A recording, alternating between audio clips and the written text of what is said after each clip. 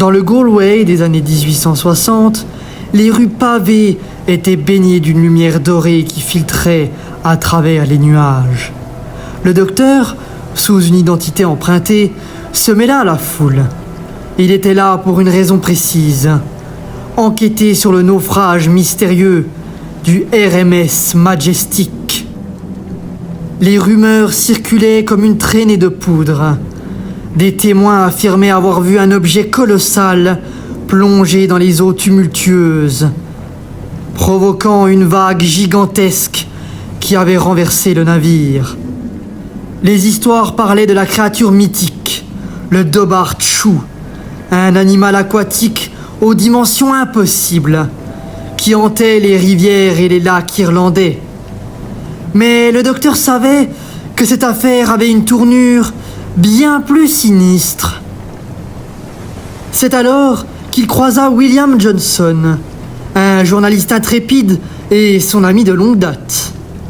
Johnson, toujours armé de son carnet et de sa plume, était déterminé à découvrir la vérité. Ensemble, ils se mirent à collecter des témoignages, des récits de marins effrayés et de villageois perplexes.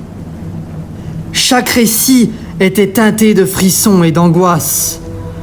La mort, disait-il, rôdait dans la région sous la forme de cadavres animés, revenant à la vie pour hanter les lieux du naufrage. « Je peux t'assurer que ce n'est pas le Dobart Chou qui nous menace, » murmura le docteur d'une intensité inquiétante. « Nous avons affaire à quelque chose de bien plus dangereux. » Ensemble, ils suivirent les traces de ces morts vivants, menant à un ancien manoir en ruine, surplombant la mer.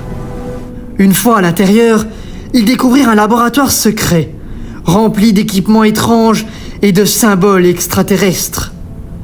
Le docteur comprit rapidement qu'une race alien était responsable de ces événements. Ces aliens avaient utilisé le naufrage du Majestic comme couverture pour mener à bien un plan diabolique, créer une armée de morts-vivants pour envahir la Terre. « Nous devons impérativement les arrêter avant qu'il ne soit trop tard », affirma le docteur d'une voix ferme. Avec l'aide de William Johnson, il mit au point un plan audacieux pour infiltrer le laboratoire de ces extraterrestres. Une fois la nuit tombée, ils se faufilèrent à travers les ombres, utilisant des gadgets du TARDIS pour déjouer les détecteurs de mouvement et neutraliser les gardes. Au cœur de l'installation, ils trouvèrent le leader de ces envahisseurs, une sorte de créature reptilienne qui orchestrait le chaos.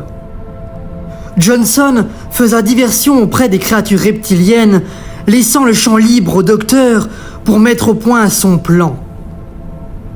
Dans un moment décisif, le docteur réussit à désactiver le dispositif qui contrôlait les morts-vivants, libérant les âmes piégées dans ce cycle de terreur. Les créatures, désormais désorientées, furent repoussées dans la mer où elles disparaissaient rapidement dans les profondeurs obscures.